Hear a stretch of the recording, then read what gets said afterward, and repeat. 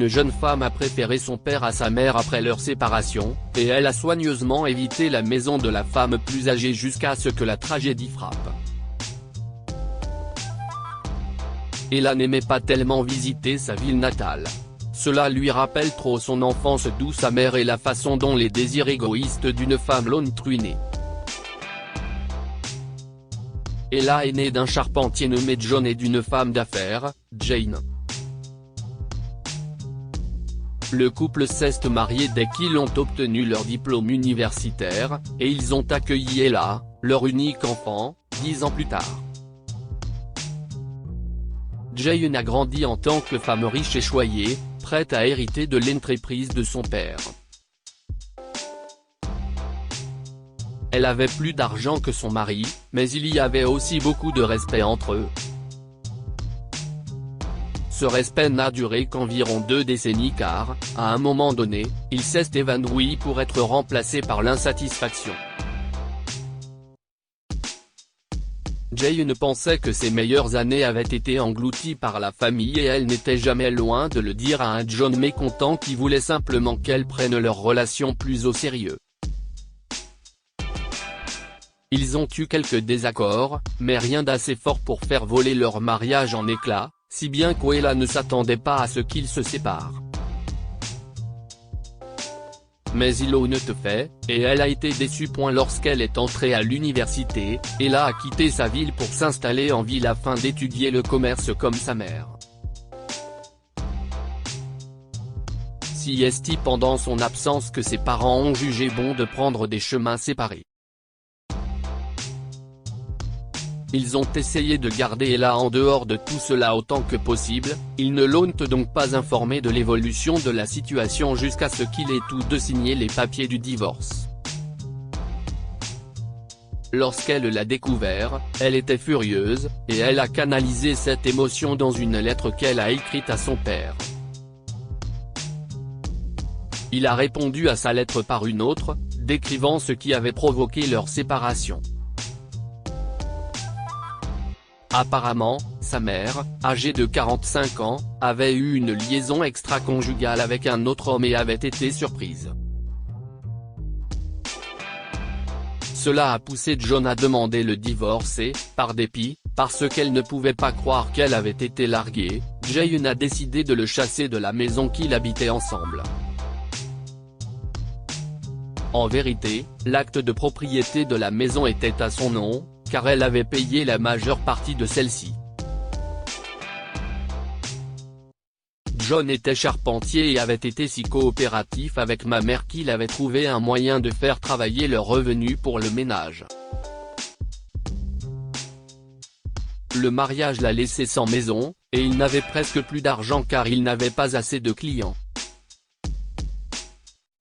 Il est retourné vivre chez ses parents après avoir épuisé ses choix, et il est resté là pendant que sa fille allait à l'université et que son ancienne femme profitait de son nouveau mari. Ella a obtenu son diplôme avec de bonnes notes, et elle a trouvé un emploi en ville. Après un certain temps, elle a aussi fondé sa propre famille. Ses relations avec sa mère sont devenues tendues depuis le divorce, mais Ella rend visite à son père aussi souvent qu'elle le peut. Au fil des ans, John s'est occupé de ses propres parents et, à leur mort, il est devenu pleinement propriétaire de leur maison. Ella y restait lors de ses visites, évitant soigneusement la maison de sa mère. Comme il s'agit d'une petite ville, tout le monde connaît les affaires de tout le monde, et sa mère est toujours au courant de ses visites. Les voisins n'appréciaient pas qu'Ella prenne le parti de son père et choisisse d'ignorer sa mère, mais ils ne savaient pas ce qu'elle savait.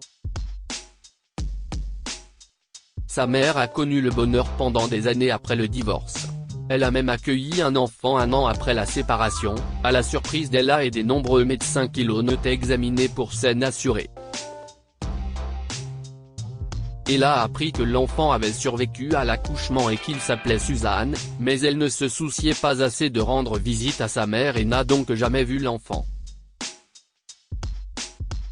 Ella ne voyait aucune raison d'interagir avec sa mère, qu'elle croyait être une traîtresse.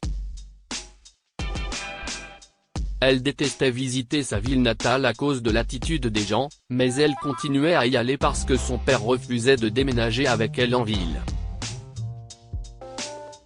Toute ma vie s'est déroulée dans cette ville et si est ici que mes os trouveront le repos quand le moment sera venu, lui disait-il toujours. Mais papa, tu dois te rapprocher d'un endroit où je peux facilement te rejoindre. C'était la seule raison légitime qu'elle pouvait lui donner, et il se contentait souvent de balayer le sujet d'un claquement de langue. Ella le laissait faire, mais cela lui faisait mal chaque fois qu'elle voyait ses yeux se remplir de nostalgie lorsqu'elle lui rendait visite. Elle savait qu'il ne s'était jamais remis de ce que sa mère avait fait, et cela ne faisait que renforcer son mépris pour Jane. Un jour, Joan, une femme fouineuse qui dirigeait le seul prêteur sur gages de leur ville, l'a coincée dans l'épicerie pour la confronter au fait qu'elle ignorait sa mère. Comment pouvez-vous être aussi insensible à la femme qui vous a porté en elle pendant des mois ? Lui demande la femme. Tu devrais peut-être me demander pourquoi je suis comme ça plutôt que de tirer tes propres conclusions, a rétorqué Ella. Tes raisons ne changent rien au fait que tu traites ta propre mère comme une ordure. S'est exclamé Joan, attirant l'attention des acheteurs. Vous pouvez penser que je fais le mal, mais je ne peux pas faire autrement, et si vous pensez que je suis une personne terrible pour cela, eh bien si est juste moi qui prends une page du livre de ma mère. Elle a échangé mon père et moi contre une toute nouvelle famille et vous vous attendez à ce que je sois heureux avec elle ? Ella a vraiment laissé Joan la voir parce qu'elle était fatiguée des chuchotements et des rumeurs. À partir de ce moment-là, ils ont diminué et les gens l'ont traitée plus équitablement chaque fois qu'elle est venue. Un jour, sa mère l'a appelé pour lui dire que son nouveau mari était décédé de façon inattendue. Elle voulait qu'Ella vienne chez elle pour garder Suzanne pendant qu'elle s'occupait des funérailles. Tu es incroyable. Après toutes ces années, tu penses que tu peux venir de nulle part et demander des faveurs ? Ella a fulminé. Je sais que ce n'est vraiment pas le moment pour moi et je devrais être la dernière personne à te demander quoi que ce soit, mais je n'ai personne d'autre, Ella.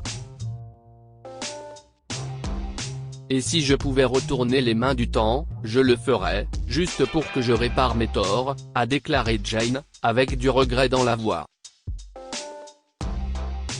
Après tant d'allers-retours, Ella était prête à trouver un compromis, même si elle ressentait toujours de la colère envers Jane et ses actions passées.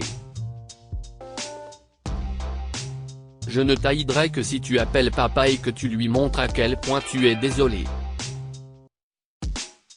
Tes actions l'ont vraiment brisé et le moins qu'il mérite de ta part, ce sont des excuses, a déclaré Ella.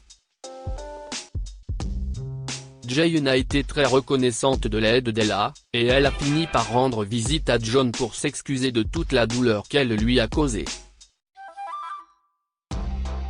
Il a d'abord rejeté ses excuses, mais après que sa fille unique le lui ait déconseillé, il a changé Davis. Joan et Jane ne se sont pas remis ensemble, mais le couple a fini par devenir amis, et Ella a maintenu la communication avec Jane, même si elle ne dormait toujours pas chez sa mère lorsqu'elle revenait dans leur ville. Ella n'a fait qu'aider cette femme dans les moments difficiles, et elle est également devenue une grande sœur pour sa demi-sœur, Suzanne. Pour elle, c'était la justice, et personne ne pouvait la convaincre du contraire. Quoi avons-nous appris de cette histoire ? 1. L'égoïsme détruit les relations. Jane a été très égoïste en quittant John pour un autre homme, simplement parce qu'elle pensait qu'il s'était marié trop tôt. Elle ne se souciait pas de leur enfant commun, et Ella l'a détesté pendant longtemps. Même après leur réconciliation, la relation n'est jamais redevenue ce qu'elle aurait pu être entre eux. 2. Occupe-toi de tes affaires. John a accusé Ella d'ignorer Jane sans savoir ce qui se passait réellement dans la famille. La femme n'avait aucun moyen de savoir ce que Jane avait fait pour qu'Ella la méprise, mais cela ne l'a pas empêché d'inventer des rumeurs et de confronter Ella en public. Il aurait été bien mieux pour les deux parties que John décide de ne pas se mêler des affaires des autres. Partagez cette histoire avec vos amis. Elle pourrait égayer leur journée et les inspirer. Elle préfère son fils à sa fille et si vous avez aimé cette histoire, vous aimerez sans doute celle d'un couple qui préférait son fils au détriment de sa fille. Alors qu'elle pensait faire quelque chose de bien, celle-ci a été durement frappée par le karma lorsque le garçon a grandi et est devenu un casse-pied. Abonnez-vous à Mon Mama sur Google News.